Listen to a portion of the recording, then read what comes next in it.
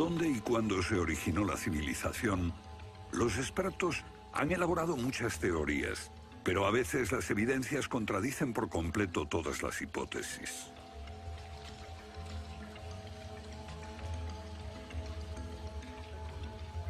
Bajo el suelo congelado de Siberia se han encontrado especies animales extinguidas por un repentino cataclismo global, como el mamut gigante. También se han descubierto mapas muy antiguos que muestran la Antártida siglos antes de que fuese descubierta. Este mapa tiene centenares de años y describe la auténtica configuración de la Tierra de la reina Maud, que está oculta bajo 1 kilómetro de hielos, y su configuración real no se conoció hasta 1949. Hace 100 años, un arqueólogo concluyó que la antigua ciudad de Tiahuanaco, en Bolivia, fue un observatorio estelar alineado con el Sol y las estrellas. Calculó que tendría 17.000 años. Su afirmación fue puesta en ridículo hasta hace poco tiempo. La única corrección que yo haría se debe a que ahora contamos con mejores mediciones, y sospecho que su antigüedad sería de unos 12.000 años. Tiahuanaco es la ciudad más antigua que conocemos en toda la Tierra.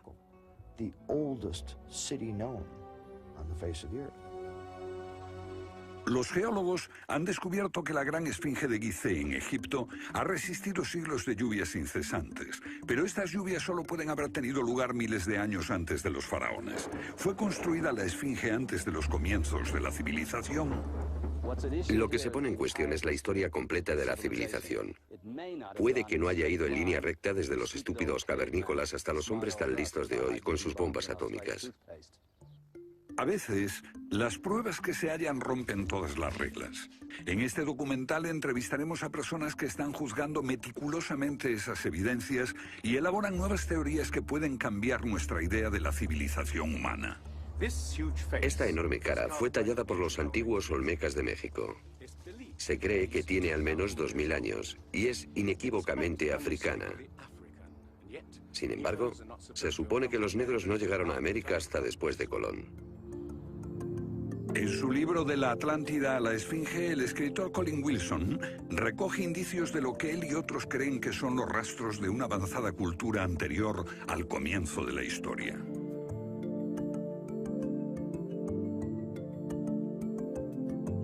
El filósofo griego Platón describió de manera precisa dicha civilización que, según le dijeron los sacerdotes egipcios, surcaban los mares miles de años antes, hasta que fue destruida por un terrible cataclismo.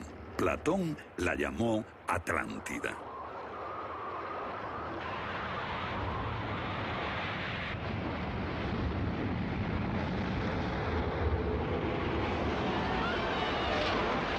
La Atlántida. Un terrible cataclismo. Sabemos de una catástrofe así por otro mito, el diluvio bíblico, Noé y su arca, un mito igualmente despreciado por los científicos.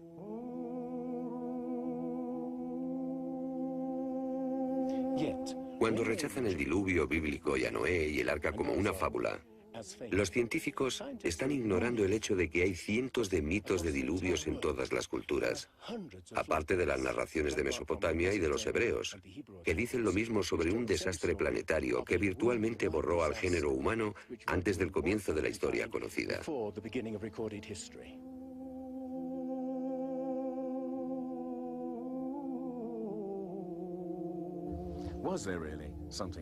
¿Hubo realmente algo parecido a un diluvio? Y si así fue, ¿existió una civilización anterior a todas las otras? Digo una civilización, y no la Atlántida. Porque en cuanto se menciona la Atlántida, el científico exclama, «Oh, no», y deja de escucharnos. ¿Pero es neutral la ciencia? ¿Lo es realmente cuando afirma, limítese a los hechos como punto de partida? La ciencia ha tendido a centrarse más en teorías que en hechos. Una teoría surge para explicar unos hechos, pero otros se dejan de lado. Nuevas evidencias pueden cuestionar la teoría, pero con frecuencia también son ignoradas. Llamamos a estos hechos anomalías. Son evidencias que no encajan en la teoría. En su polémico libro Arqueología Prohibida, los científicos Thompson y Cremo muestran lo que ocurre cuando una evidencia contradice las teorías científicas. En los últimos 150 años, los arqueólogos y antropólogos han enterrado tantas evidencias como las que han desenterrado, literalmente. Básicamente estamos ante lo que llamamos un filtro del conocimiento. Este es un rasgo fundamental de la ciencia y de la naturaleza humana. La gente tiende a filtrar cosas que no convienen. Cuando los científicos ven que algo no se ajusta al paradigma aceptado, tienden a eliminarlo. No se enseña, no se discute, y la gente ni siquiera se entera de ello.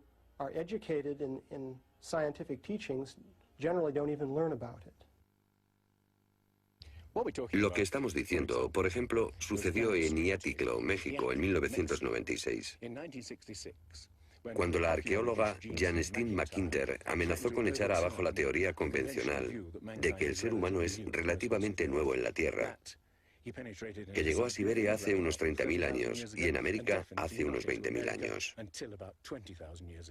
En México, la arqueóloga Stine McIntyre descubrió herramientas de piedra y huesos humanos y los sometió a una batería de pruebas científicas. En 1966 pensamos que era un yacimiento antiguo y creímos que tendría unos 20.000 años. En aquella época se pensó que era demasiado tiempo. Cuando lo datamos mediante una batería de métodos supimos que tenía 250.000 años. Sinceramente, yo me hubiera sentido feliz con los 250.000 años. Fui ingenuo y pensé, bien, voy a dejar de pensar en las fechas. Tenemos la información. Hemos conseguido los hechos. Tomemos estos hechos y partamos de ahí. No me di cuenta de que arruinaría mi carrera por completo. Todas sus oportunidades profesionales se frustraron. El yacimiento fue cerrado. Los permisos para investigar denegados sistemáticamente. No obstante, más de 30 años después, unos arqueólogos descubrieron en Siberia vestigios de seres humanos de 300.000 años de antigüedad. Una fecha que de repente hizo que la datación de Jan McIntyre no pareciese tan improbable después de todo. No es necesariamente una conspiración deliberada. No decimos que se trate de personas reunidas en una habitación y diciendo, vamos a engañar a la gente. Es algo que ocurre automáticamente en la comunidad científica. Cuando una evidencia difiere de la teoría predominante, no se habla de ella, no se da información. Y eso significa que la ciencia deja de progresar de la forma en que uno desearía.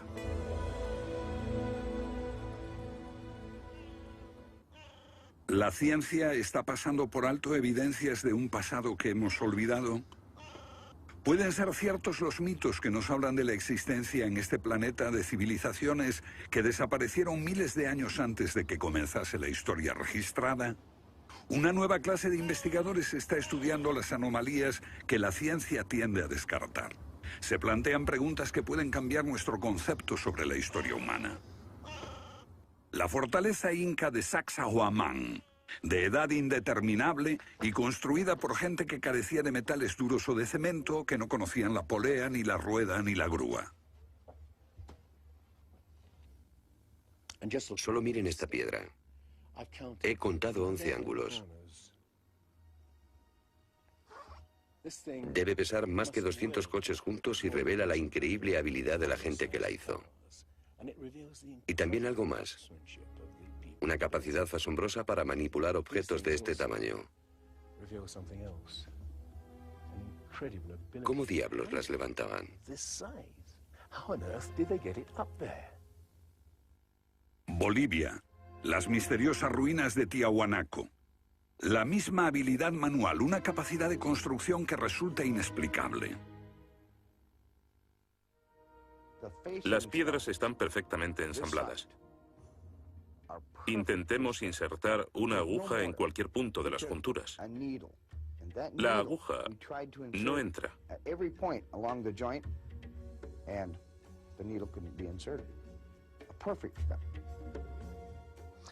Cuando los conquistadores españoles le preguntaron a los incas si ellos habían construido Tiahuanaco, respondieron, no, no la construimos. Se hizo miles de años antes de que viviéramos nosotros. La evidencia muestra que fue erigida por una civilización avanzada. Un descubrimiento casual nos lo revela. Los bloques de construcción de Tiahuanaco no están pegados con cemento. El que separa estas piedras descubre el inesperado brillo metálico que las mantiene unidas.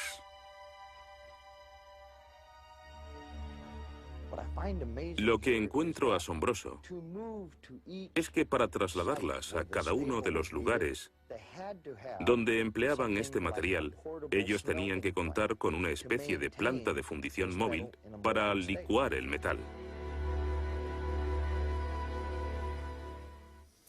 Y aquí hay un uso similar de tornillos metálicos y piedras finamente unidas, como esta en forma de L. Pero estamos en otro continente. África, Egipto, la tierra de las pirámides. Las 3 pirámides de Gizeh, una maravilla del mundo antiguo. Otro pueblo que no conocía la rueda, ni la polea, ni la grúa. ¿Cómo podían transportar bloques de 100 toneladas? Su tecnología no se puede explicar ni imitar. Soy ingeniero y puedo decirles que levantar bloques de este tamaño, de este peso, requiere una grúa especial. Una gente que carecía de tales grúas, o de una simple polea, o una rueda, empleando herramientas de cobre, ¿cómo pudieron hacerlo? Bobal cree que la Gran Pirámide de Gizeh era mucho más que una tumba y que revela un sorprendente nivel tecnológico. En su libro Guardián del Génesis, Robert Bobal y Graham Hancock enumeran muchas hazañas inexplicables. Chris Dunn, experto en perforaciones. Bueno, permítanme una pregunta. ¿Cómo cree que lo hicieron? El sarcófago de la Cámara del Rey. ¿Cómo lograron unos constructores primitivos que la superficie interior encajase con la superficie de la piedra del sarcófago al milímetro? Esta habilidad requiere profundos conocimientos de física. Es un misterio como la perforación misma. Primitivamente, la típica manera de hacerlo sería con una sierra de arco, un berbiquí.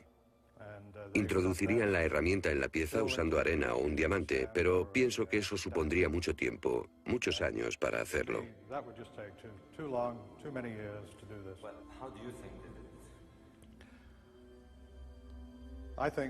Creo que debieron haber usado herramientas más potentes. Hoy, para perforar esto, tendríamos que hacerlo a una velocidad de 6-10 milímetros por revolución de taladro en el granito. Ellos lo hicieron más rápido de lo que lo haríamos nosotros. Más rápido, investigadores como Chris Dunn se preguntan acerca del propósito de emplear este raro instrumento en un friso oculto. ¿Taladros superpotentes? Esto parece una conclusión precipitada. Los indicios de un taladro de alta velocidad se erigen en otro misterio sin resolver. Ahora miren esto. La increíble precisión de la mano de obra. La total suavidad de las paredes en esta supuesta tumba para bueyes sagrados. Y que implica un alto nivel de destreza. Por supuesto, eso podría explicarse en términos de cientos de obreros puliéndolas durante 10 años seguidos. Pero, si hablamos del misterio de los vasos egipcios, no como este vaso de arcilla que acabo de comprar, sino vasos hechos de alabastro, basalto e incluso diorita, que es la piedra más dura de todas.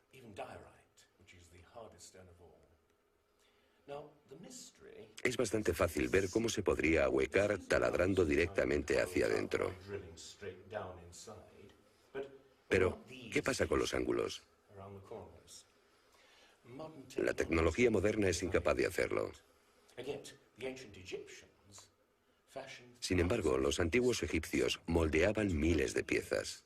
Algunas de ellas 2000 años antes de la civilización que se supone surgió aquí. ¿Cómo? Otro misterio sin explicar. Inexplicable. ¿Cómo pudieron los constructores alinear sus gigantescas pirámides con los puntos cardinales tan impecablemente? En perfecta dirección este-oeste y norte-sur, con una exactitud no igualada por los modernos constructores. La Gran Pirámide parece ser un modelo matemático del hemisferio norte e incorpora el trascendental valor de pi, las veces que cabe el diámetro de un círculo en su circunferencia.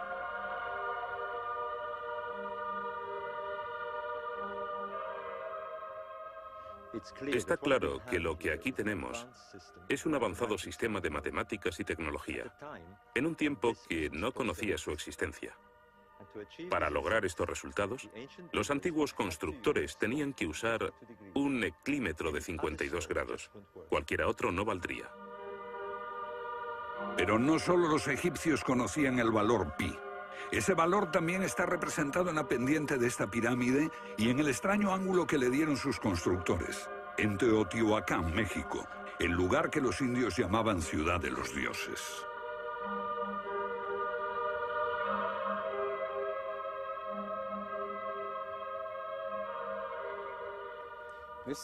En su época, esta ciudad fue más grande que la Roma imperial.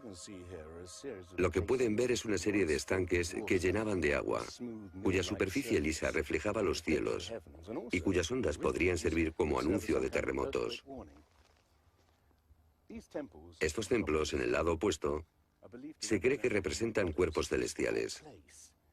Una cosa está clara: todo el lugar parece tener una especie de obsesión con la astronomía y la eternidad. En los equinoccios, el 21 de marzo y el 21 de septiembre, estas pirámides proyectan sombras gigantes, lo que las convierte en un perfecto reloj para la medición del tiempo. Como si proviniesen de una fuente común, las antiguas civilizaciones de todo el mundo exhiben un sofisticado conocimiento de los cielos que todavía nadie ha explicado. Fascinación por el sol, las estrellas. El lento e inexorable movimiento de la Tierra determina que las constelaciones parezcan viajar por los cielos nocturnos y por las épocas.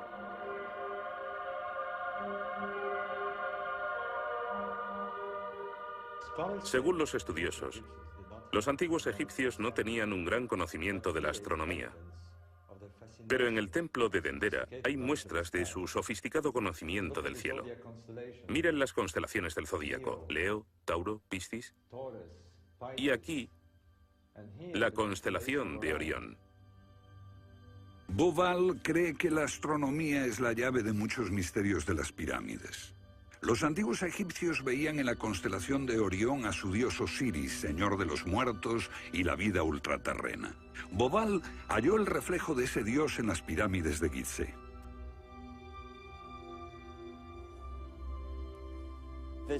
Esto es realmente un misterio. Pequeños canales de ventilación orientados hacia arriba. Para los egiptólogos no eran más que canales de ventilación, pero los astrónomos piensan distinto. Para el antiguo Egipto esto fue Rostau, la entrada al reino subterráneo, el reino del dios Osiris u Orión. Para los antiguos egipcios, Orión era Osiris, el gran dios de la resurrección. Esto es una reconstrucción del cielo en el año 2500 a.C., y fue sorprendente descubrirlo. Los canales apuntan a Orión y a la estrella Sirio, que era Isis, la esposa de Osiris. En textos antiguos, Bauval descubrió que deben de haberles servido una ceremonia secreta para la resurrección de los faraones muertos, que renacían como estrellas en la constelación de Orión. Uno de esos textos dice: «Oh rey, permite que atraviese el serpenteante canal, la Vía Láctea, hasta el punto donde está Orión». Bauval cree que Osiris tenía tal importancia que los constructores emplazaron las 3 pirámides de Gizeh para que fueran un reflejo terrestre de las 3 estrellas del cinturón de Orión. Esa correlación fue solo el comienzo. Bauval descubrió que los antiguos habían dado nombre de estrellas a otras 2 pirámides próximas. Esto le hizo entrever un plan más amplio y quedó perplejo. La constelación de Orión, el dios Osiris, estaba en el cielo y en la tierra.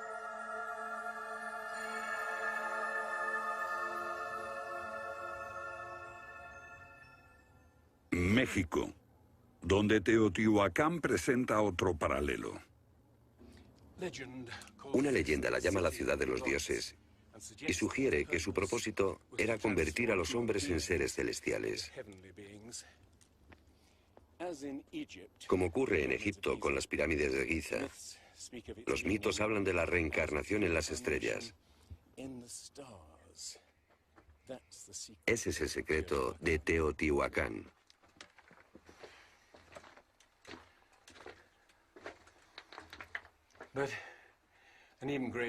Pero esta pirámide presenta otro enigma mayor.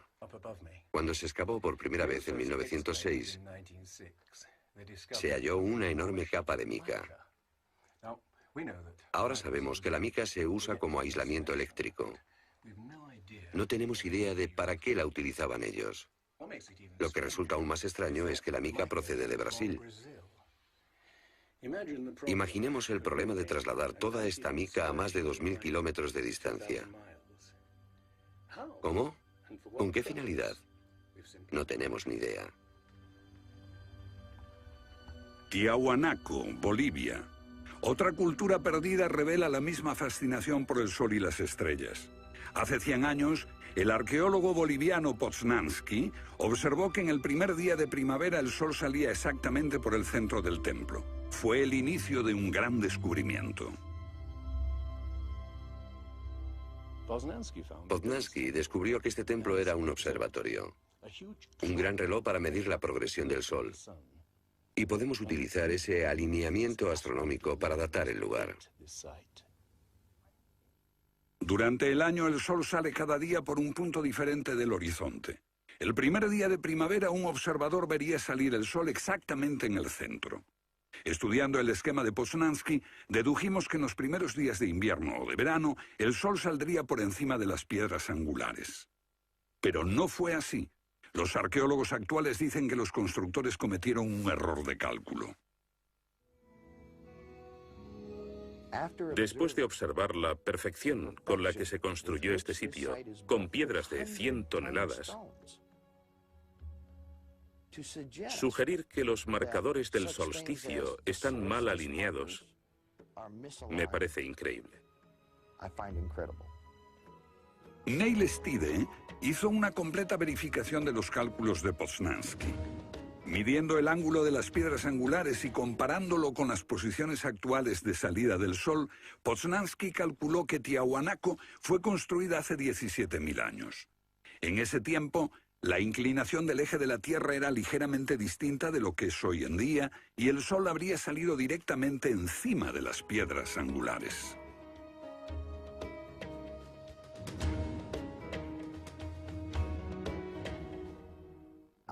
Yo sospecho que la fecha sería más bien de 12.000 años.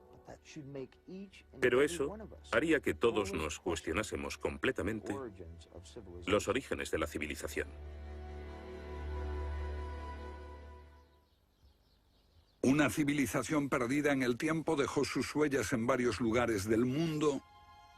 Los sacerdotes egipcios dijeron al filósofo griego Platón que una civilización así habría existido hace 12.000 años. Pero según la ciencia, el ser humano abandonó la prehistoria hace solo 5.000 años. En Egipto, el investigador John West descubrió que la esfinge de Gizeh no resultó alterada por el clima de la misma forma que las construcciones del entorno, erosionadas por la arena y los vientos del desierto. En vez de un desgaste horizontal, la esfinge tiene marcas de erosión redondeadas y onduladas. No se necesita ser geólogo para mirar y ver lo que se debe al tipo de clima. Solo el agua, cayendo copiosamente sobre las paredes del recinto, pudo producir esos contornos redondeados.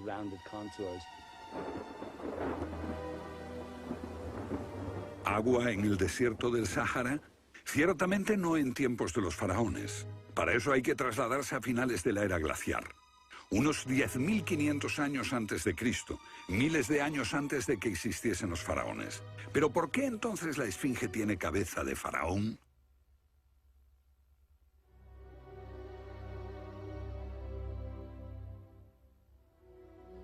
La cabeza es desproporcionadamente pequeña. Desde el aire se ve que el cuerpo de la esfinge es largo y aplanado, y la cabeza casi se parece a la de un alfiler. Para nosotros, esto indica que ha sido tallada más de una vez. En otras palabras, la cabeza se rehizo en algún momento de su larga historia. John West cree que la esfinge era originalmente un enorme león que un desconocido grupo de escultores modeló en la roca antes del 10.500 a.C. Se comenzó a erosionar cuando el final de la era glaciar alteró el clima y causó lluvias que cayeron durante siglos. Solo miles de años después, un faraón habría tallado la cabeza con su propia imagen. ¿Tiene la esfinge más del doble de la antigüedad que creíamos? La teoría fue ridiculizada por los egiptólogos, pero los geólogos les respondieron que los hechos estaban allí. Más extraño aún, según Robert Bauval, la evidencia astronómica sugiere que las pirámides de Gizeh parecen revelar esa increíble antigüedad. La disposición de Gizeh coincidía misteriosamente con la posición de Orión en el año 10.500 a.C., cuando la esfinge miraba hacia Leo, su propia imagen en los cielos. La puesta de Orión en esa fecha distante se correspondía exactamente con las tres pequeñas pirámides, y existen muchos otros hechos difíciles de entender.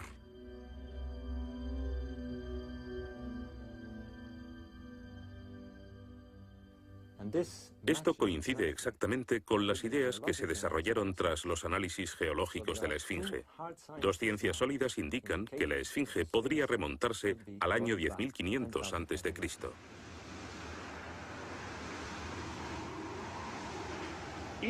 Egipto sufrió unos cambios muy dramáticos a finales del período glaciar, especialmente en torno al 10.500 a.C., cuando unas impresionantes inundaciones cubrieron el terreno de aluvión y acabaron con el Valle del Nilo y con el delta en general.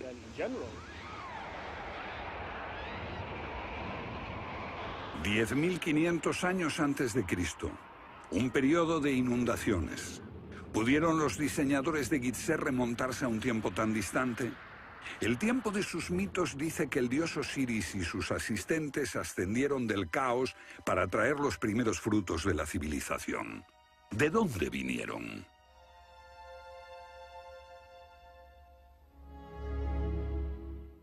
Un dios muy parecido fue el señor de la antigua Tiahuanaco en Bolivia. Aquí, en esta misteriosa ciudad de Tiahuanaco, era el dios que ellos adoraban. Alto, con barba, descrito como blanco, Viracocha llegó en tiempos de caos y destrucción, atravesando los mares para llevar a la raza humana una especie de renovación. El dios blanco Viracocha. En México conocido como Quetzalcóatl, que llegó con otros para traer los primeros frutos del conocimiento. Su símbolo está por todo Teotihuacán. La serpiente emplumada, símbolo del enigmático dios Quetzalcóatl que llegó desde el este después de tremendos cataclismos para traer la civilización a esta parte del mundo. ¿Pudieron dioses como Osiris, Viracocha y Quetzalcóatl haber sido personas reales que llegaron de muy lejos? ¿Eran supervivientes de un cataclismo que destruyó sus hogares y su civilización? Ahora la pregunta que nos hacemos es esta. ¿Existió una remota civilización, hasta ahora sin identificar, que llegó a Egipto, México y Sudamérica? ¿Y que dejó su impronta en un cuerpo de conocimientos, por difícil que sea de discernir? Tomados por separado, acepto que los datos aislados revelan poco, pero consideremos juntos todos esos elementos comunes. Ambos lugares tienen enormes pirámides, alineadas exactamente con los puntos cardinales, e incorporan avanzados conocimientos matemáticos. Ambas culturas demostraban un asombroso conocimiento de astronomía, expresado en los grandes monumentos sagrados que erigieron. Aunque no conocían ni la polea ni la rueda, ambas pudieron hacer construcciones con enormes piedras finalmente ensambladas en un estilo único, con ángulos en forma de L y tornillos de metal. Y ambas utilizaron el proceso de la momificación para preservar y honrar a sus muertos. Aquí se halló una nueva y asombrosa pista cuando la doctora Balabanova, de la Universidad Alemana de Ulm, descubrió que muchas momias de Egipto contenían cocaína y nicotina, naturales de Sudamérica. Tengo una cantidad de cartas insultantes. Dicen que todo esto no tenía sentido, que yo fantaseaba, que era imposible porque estaba comprobado que antes de Colón esas plantas no existían en ninguna parte del mundo, excepto en América.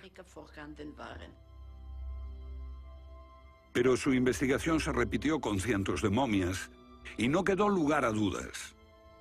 En un pasado remoto, unos navegantes atravesaron el mar e influyeron en las culturas a ambos lados del Atlántico. La idea está sugerida incluso por lo que no está allí. México, la antigua cultura de los mayas. Los sacerdotes mayas tenían tablas para predecir los eclipses de sol y de luna. Pero hay algo muy extraño. No conocieron nunca el simple principio de la rueda. Podían visualizar la eternidad pensando en millones de años, pero jamás aprendieron a pesar un saco de grano. Esta compleja civilización murió finalmente porque no supo desarrollar métodos de agricultura para alimentarse. Lo que estoy sugiriendo es... ¿puede que ellos heredaran una parte específica de su conocimiento de una civilización anterior, mucho más sabia? Un contacto. A veces la evidencia está ahí para que la veamos todos. Los antiguos olmecas en México pusieron a sus soberanos caras africanas. ¿Qué les parece esta? Tallada por esos mismos olmecas. Es genéticamente imposible que un indio tenga barba, pero aquí está la cara de un blanco caucasiano, esculpida 2000 años antes de que los españoles llegaran al Nuevo Mundo.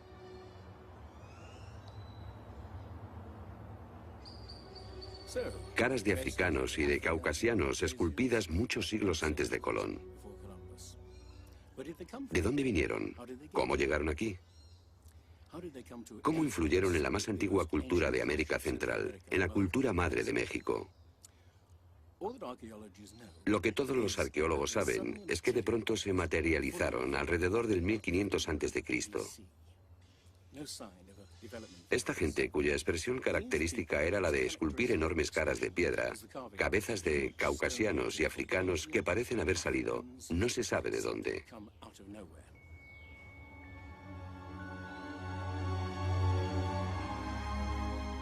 Oaxaca, la antigua ciudadela del Monte Albán.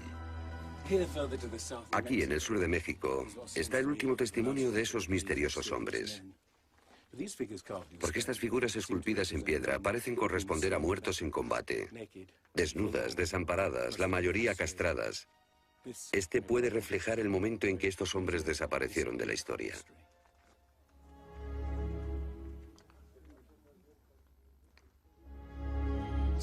Entonces, ¿hubo una compleja civilización de navegantes que cruzó el Atlántico siglos antes de Colón?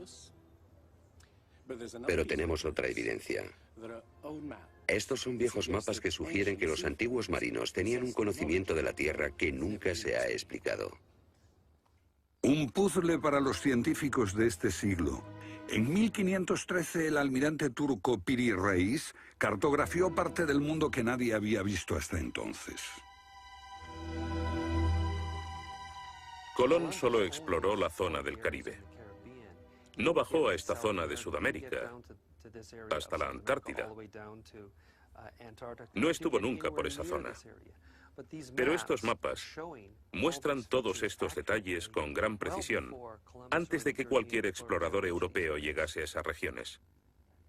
Este mapa, de muchos siglos, describe la configuración real de la tierra de la reina Maud, que ahora está sepultada bajo 1 kilómetro de hielo. Y su forma precisa no se determinó hasta 1949. Inexplicable. Los cartógrafos han meditado mucho sobre la extraña proyección cartográfica utilizada en el mapa. Hallaron un parecido con el que utiliza un moderno submarino nuclear que hace mediciones del mundo mientras se aleja de un punto de referencia. En este caso, el centro está en Egipto.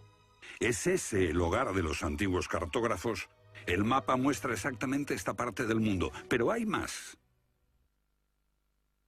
Para mí, el aspecto más significativo del mapa de Piri Reis es que describe exactamente la longitud.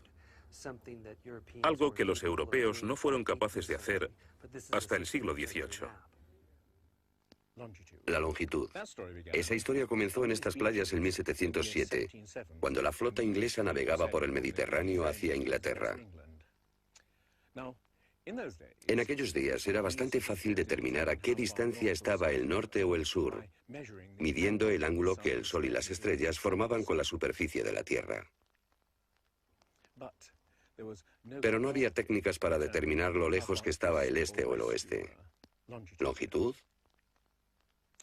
El almirante Sir Clutley Saffold se enfureció cuando un marinero del oeste del país le dijo que estaba alejándose unas 20 millas del este y era probable que la flota naufragase en la costa.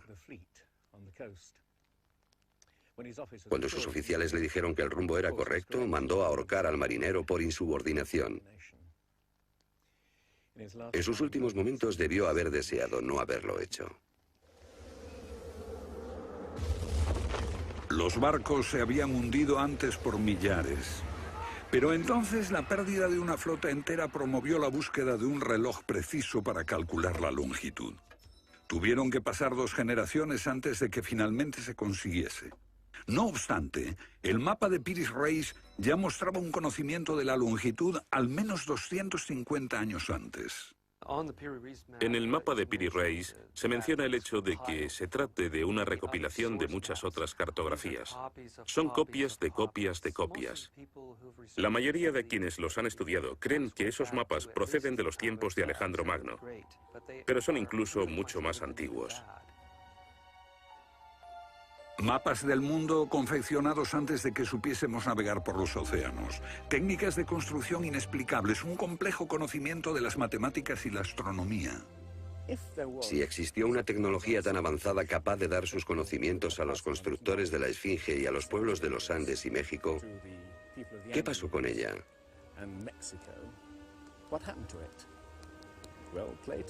Platón dice que existió esa civilización avanzada tecnológicamente y capaz de surcar los océanos del mundo, la Atlántida, situada en una enorme isla-continente. Rechazando una civilización perdida, la ciencia niega también la idea de una catástrofe global que la destruyó. Pero Platón y la Biblia no son las únicas evidencias. El Popol Vuh, libro sagrado de los mayas, habla de enormes marejadas e inundaciones que azotaron el mundo durante meses. Una lluvia fría y negra indescriptible y granizo. Los antiguos hablaban de tiempos de caos, de inundaciones y oscuridad de los cuales emergieron los dioses para dar forma a la tierra de Egipto.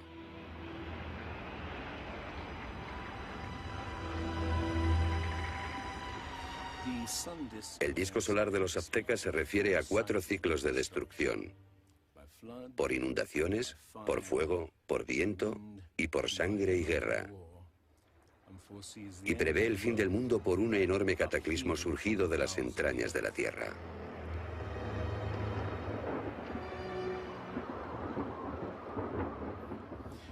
Otros mitos de la América antigua hablan de inundaciones apocalípticas y torrentes de fuego, de erupciones volcánicas y terremotos. Un pasado que no podemos recordar ni olvidar.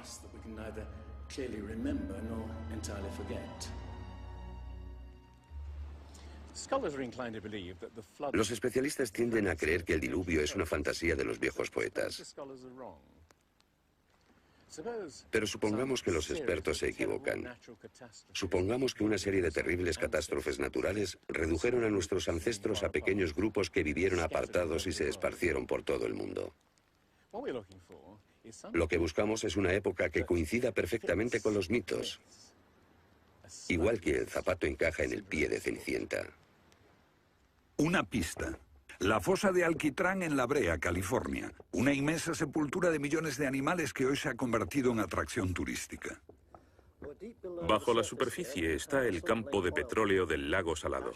El asfalto brota por las grietas y fisuras como un papel cazamoscas y atrapa a los animales. Y encontramos aquí una increíble colección de especies atrapadas en los últimos 40.000 años.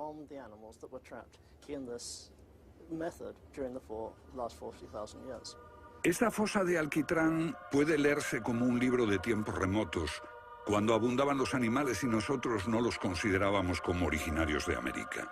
Mamuts, elefantes, rinocerontes, perezosos gigantes, tigres sable, incluso caballos y camellos. Después Una tremenda catástrofe los barrió, al parecer, en unas pocas décadas, en torno al 10.500 a.C., hace más de 12.000 años. Todos los grandes animales, cualquier animal más grande que un coyote, se extinguieron en pocas décadas.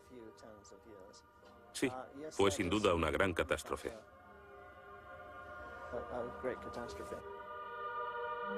Un registro de la catástrofe. El fin de la era glaciar. En el 10.500 a.C., hace más de 12.000 años. Temperaturas que habían permanecido relativamente estables durante miles de años de pronto se elevaron. Un aumento de temperatura de más de 5 grados en un abrir y cerrar de ojos. Solo entre 3 a 10 años. Se trata del asombroso descubrimiento de unos científicos que perforaron la capa de hielo en Groenlandia para investigar los cambios en la atmósfera. El hielo de Groenlandia ha sido llamado por algunas personas la piedra roseta del clima, porque ver que el clima puede cambiar tan rápidamente es un enorme descubrimiento. Y este cambio ocurrió en un periodo de entre 3 años y una década. Hemos observado cambios espectaculares en la química de la Tierra. Y descubrimos que en un periodo en el que las placas de hielo estaban empezando a derretirse, es cuando tenemos más señales de sedimentos volcánicos y de mayor magnitud, mayores concentraciones que en cualquier otro periodo en los últimos 110.000 años.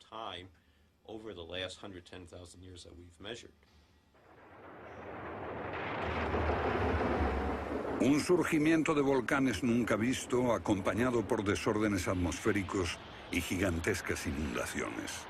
Porque mientras las placas de hielo de más de 1 kilómetro de espesor se derretían en pocos años, el nivel de los mares aumentaba dramáticamente. De repente, los mares ocuparon lo que había sido suelo seco. Se podía caminar desde Gran Bretaña a Escandinavia antes de que una revolución climática diese forma al Mar del Norte. Fue un periodo en que las grandes inundaciones cubrieron las llanuras de América del Norte, y por eso es que se encuentran esqueletos de ballenas en Michigan. Un tiempo de cataclismos a finales de la era glaciar, que puede coincidir con los mitos. Solo en el Nuevo Mundo se extinguieron alrededor de 70 especies de grandes animales. Mamuts, perezosos gigantes, camellos, caballos. Permítanme ponerlo en perspectiva. En los anteriores 200.000 años se había extinguido menos de 1/3 de esa cantidad. Y este modelo extraordinario de extinción se repitió en Europa y Asia. En las capas subterráneas de hielo de Siberia y Alaska se descubrió una masa enmarañada de huesos de millones de animales que perecieron en un cataclismo. El mamut gigante no murió a manos de los cazadores. Desapareció por una catástrofe natural. A finales del siglo XIX, unos cazadores encontraron por casualidad el cuerpo de un enorme animal congelado. Después de ser desenterrado y transportado, se encontró que en el estómago tenía plantas pertenecientes a un clima templado y aún sin digerir. El animal se había congelado de una forma muy rápida, como no es capaz de hacerlo ningún congelador moderno. Lo cierto es que hace unos 12.000 o 13.000 años un frío inmenso azotó Siberia. El enigma de los mamuts congelados en un instante ha dado pie a extrañas anécdotas. Algunas ciertas y otras no. Lo que es auténtico es un informe del barón Wrangel, un naturalista del siglo XIX que descubrió la isla Byrd al norte de Siberia, donde la arena quedó literalmente mezclada con bancos de huesos y colmillos de mamut y otros animales que habían desaparecido en alguna catástrofe. Esas extinciones masivas, esa imponente actividad volcánica, ese veloz derretimiento del hielo, parecen sugerir que hubo un cambio climático brusco hace 12.000 años.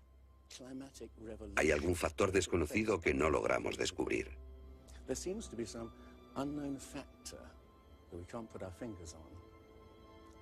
El fin de la era glaciar. ¿Qué provocó esa revolución? He aquí la gran cuestión. ¿Qué causó el cataclismo? Una de las mejores ideas la ha planteado Charles Hapgood, Él sugiere un desplazamiento repentino de la corteza terrestre. Toda la corteza de la Tierra es solo un tercio de un 1% de la masa terrestre. Como la piel de una naranja, si se suelta, se mueve.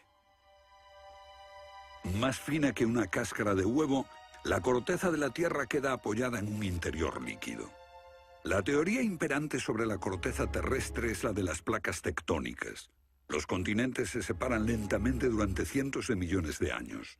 Aunque la ciencia rechazó esa teoría durante más de medio siglo, ahora niega también la idea de que la corteza pudo moverse en su conjunto y repentinamente.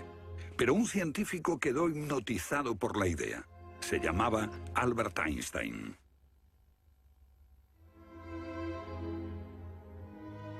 Esto es un resumen de lo que dijo. Cuando me encontré con el trabajo de Hapgood, quedé conmocionado. Se trataba de una idea simple, pero que podría explicar una serie enorme de problemas. Hapgood tenía esa teoría.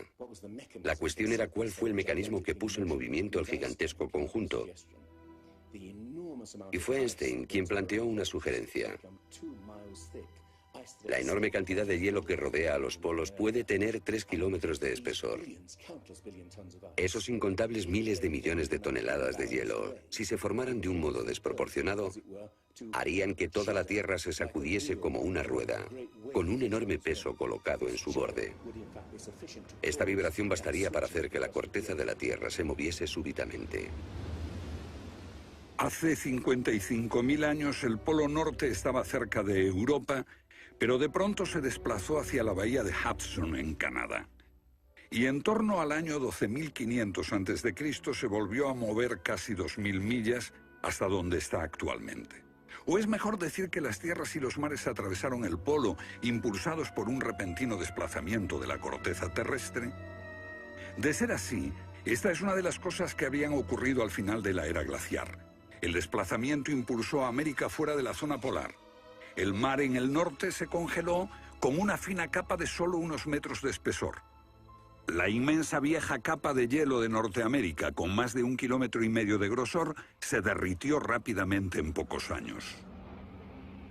Ahora, lo que es muy interesante de la teoría de Hapgood y Einstein es que también explica bastante bien algunos otros mitos, independientemente del diluvio. Hay mitos sobre tremendos terremotos, catástrofes volcánicas, lluvias negras cayendo del cielo, congelación repentina, congelación del suelo. Y podemos ver que un ejemplo de esto es precisamente lo que pudo pasar si la corteza terrestre se desplazó. Con bastante rapidez, las áreas que antes habían estado congeladas pasarían a ser zonas cálidas, y así se explicarían hechos como el rápido congelamiento de los mamuts en Siberia. Si el desplazamiento de la corteza terrestre causó el diluvio que aniquiló una civilización, ¿dónde estaba esa civilización? Algunos investigadores creen haberla hallado en la isla griega de Santorini, que fue devastada por una terrible erupción, o en la antigua Troya, o en la isla alemana de Heligoland, casi arrastrada hacia el Mar del Norte. Pero no se ha encontrado nada.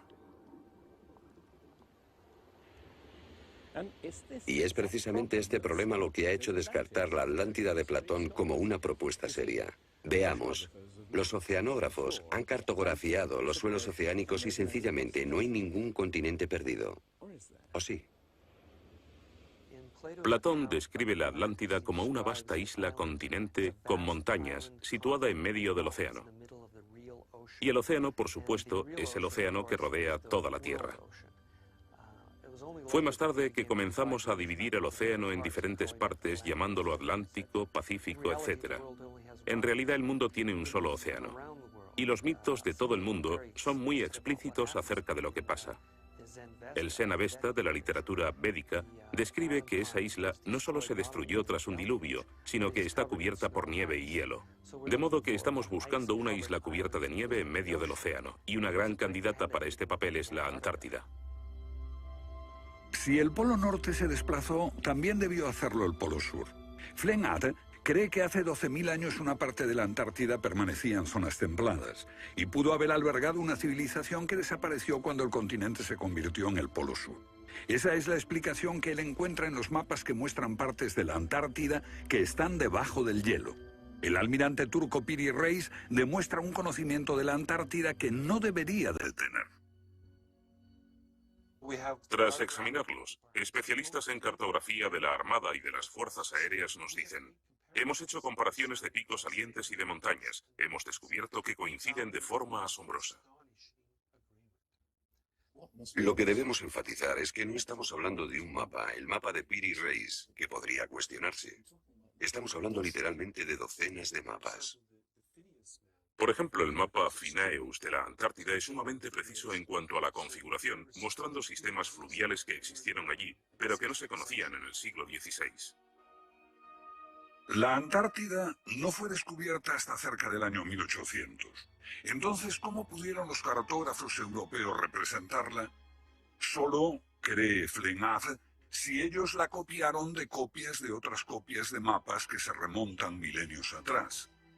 Hace solo unos 25 años supimos que bajo la capa de la Antártida existían unas islas, un continente, bajo un océano helado. Sin embargo, esa información ya estaba aquí, en este mapa. Estas islas de aquí corresponden a este área, y el modelo de nevadas aquí es muy intenso. Nada aquí. Estas islas debajo de este punto se podrían haber unido entre ellas antes de unirse a la tierra firme. Así, lo que se describe aquí es algo que yo creo que verdaderamente ocurrió en torno al 8000 a.C. Puede que en el 6000 a.C. a lo sumo. No hay forma de saber cómo lo consiguieron, a menos que postulemos la existencia de una civilización con habilidades para la navegación y la confección de mapas que solo se reinventaron en nuestro tiempo.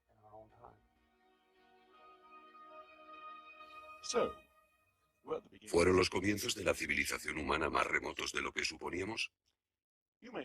Puede que uno sienta que muchos elementos de esta hipótesis suponen conjeturas extravagantes que, vistas por separado, pueden ser todas discutibles.